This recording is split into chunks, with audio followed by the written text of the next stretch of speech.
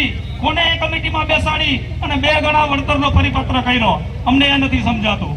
કારણ કે કોઈ પણ સરકાર કયા વિચારથી કોને એ કમિટીમાં બેસાડી અને 2 ગણા વળતરનો પરિપત્ર કર્યો, અમને એ નથી સમજાતું। 24ના રોજ કેમ કે હજારોની સંખ્યામાં ખેડૂત ભાઈઓએ બહેનોએ આવેદન પત્ર આપ્યું છે તે સરકારને પહોંચી ગયું।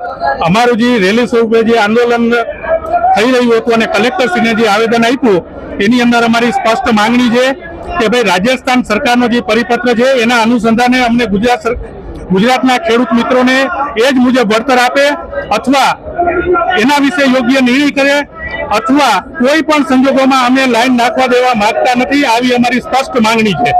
જય જવાન। ધન્યવાદ અને તેની હિંમતને પણ ધન્યવાદ। આપણે સૌએ સાથે મળી અને આ સરકારને ઝુકાવવાની છે। આપણે આ થાંભલા નાખવા દેવા નથી, જોતા નથી, અમારે તાર પણ જોતા નથી। પટેલ છું। આજે અમે અહીંયા જામનગર કલેક્ટર ઓફિસ આવ્યા છીએ।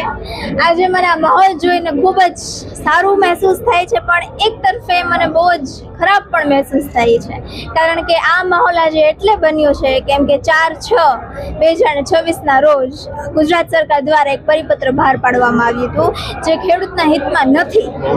એમાં એવું લખેલ છે કે ખેડૂતોને 200% માર્કેટ વેલ્યુથી વધુ વળતર મળશે, પણ ખેડૂતોને મંજૂર નથી। ખેડૂતોને રાજસ્થાન સરકારે જે રીતે ખેડૂતોને વળતર આપ્યું છે 400%, એ રીતે ખેડૂતોને જોઈ છે। તો અમે એ સૌ બાબત અમારા બાંધારજીમાં અને આવેદનપત્રમાં લખીને કલેક્ટર સાહેબ સમક્ષ રજૂ કરવા ગયા હતા। ખૂબ સાથ સહકાર હોય તમને અભિનંદન, પણ હવે તમે થોડાક દેવી હમો ખાઈ લ્યો, ખેડૂતોને બોલવા દો, ખેડૂતો બોલતા શીખી રહી।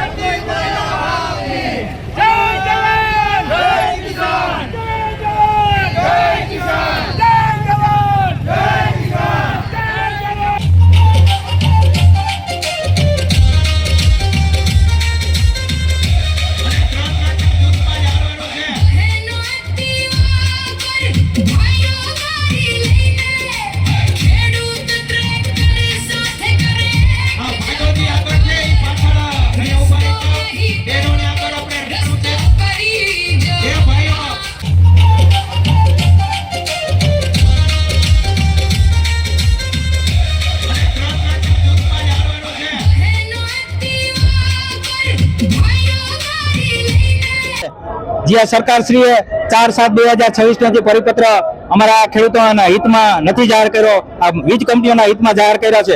અમે હજારોની સંખ્યામાં ભાઈઓ તથા બહેનો પધાર્યા છે। અમારી માંગણી છે કે આ જે પરિપત્ર કંપનીઓના હિતમાં છે તે નાબૂદ કરે અને અમારી ખેડૂતોની હવે એક આહવાન છે કે આ કલેક્ટર સાહેબને વિનંતી 2 હાથ જોડી કે સાહેબ અમને તમે નોટિસો દોમાં, હું મારું ગામની વાત કરું, મારું ગામ સોરઠામને 55 નોટિસો આવી છે તાર થાંભલા મળીને, તો 12 દિવસમાં 3 વખત મને અહીંયા બોલાવ્યા છે। શા માટે અમને હેરાન કરો છો? શું અમે ગુનો કર્યો છે? અમારે આ થાંભલા નથી જોતા, અમારે તાર નથી જોતા, કારણ કે અમારી તારનો જીવનો જોખમ છે। અમારી ખેતીની જમીનનું વળતર ઘટી જાય છે અને અહીંયા નીચે અમારે કામ કરવું જીવનો જોખમ છે। તે પછી અમારો પાક કોઈ અકસ્માત થાય, તાર હેઠો પડે, સળગે, તેનો જવાબદાર કોણ?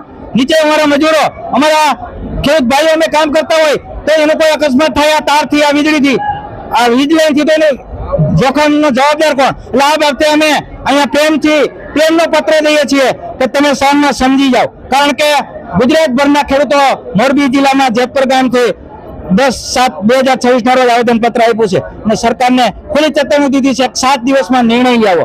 7 21 દિવસ થયા, જો નિર્ણય ન લઈ આવે તો અમારી આ છેલ્લું આવેદન પત્ર છે। અમારી વિનંતી છે કે અમારે નથી જોતા થાંભલા, નથી જોતા અમારે તાર, નથી જોતું તમારું વળતર, અમારે કાયદો હાથમાં નથી લેવો।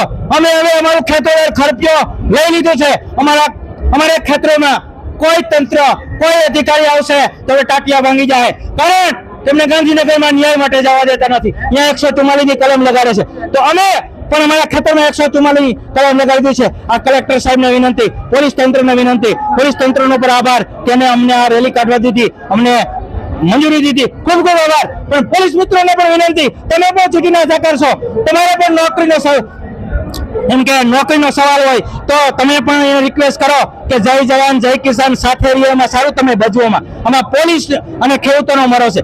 આ રાક્ષસી વૃત્તિના નેતાઓને એસીમાં બેઠા બેઠા જોતા હોય છે અને પોલીસ તંત્ર અને અમારા ખેડૂતોને સામસામે આવવા અને વ્યૂહરચના ઘડી છે. એટલે મારા પોલીસ મિત્રોને પણ જય જવાન જય જવાન અમારું સૂત્ર એમનું અમર રહે. પોલીસ મિત્રો આપણે સપી જાય, સેન્સિટિવ થઈ જાય, તમે અમારું થોડુંક માનો, અમે તમારું થોડુંક માની, એટલે આ ખેતી પ્રધાન દેશમાં આ દેશને પતાવી દેવા બેઠા છે એને આપણે થોડુંક સામના સમજાવીએ, ઝુકાવીએ. નથી આ દેશ કોઈના બાપનો, આ ખેતી પ્રધાન દેશ છે. એટલે જય જવાન જય કિસાન. આ મીડિયા મિત્રોને વિનંતી કે તમે જે અમારું આ જે પ્રસારણ ઉતાર્યું છે મોકલજો અને અમારી વાત સરકાર સાંભળે. કલેક્ટર સાહેબને પણ વિનંતી જામનગરના જિલ્લાના કે હવે સાહેબ નોટિસો ન દેતા, નોટિસો તમે કંપનીને દો, નોટિસ તમે સરકારને દો. અમે આવ નવરા નથી. 12 દિવસના 3 વખત ખેડૂતોને હાજરી આપવાની. શું ખેડૂતોએ ગુનો કર્યો? ખેડૂતોએ ધૂળમાંથી ધાન પેદા કરે છે. ત્યાં તમે અનાજ, અમે એમ નથી કહેતા કે તમે પૈસા મફત ખાવ છો, પણ અમારું જો અનાજ તમારા વજનમાં જતું હોય, તમારા બાળકો ખાતા હોય તો તમે ખેડૂતોને રેમ રાખો. આ બાબતે જાજુ ન કહેતા અમારી માંગણી વહેલી તકે પૂરી કરે, નકર ખેડૂતો હવે ખરપિયાવારી કરશે. કાયદો હાથમાં લેતા પહેલા સમજી જાઓ.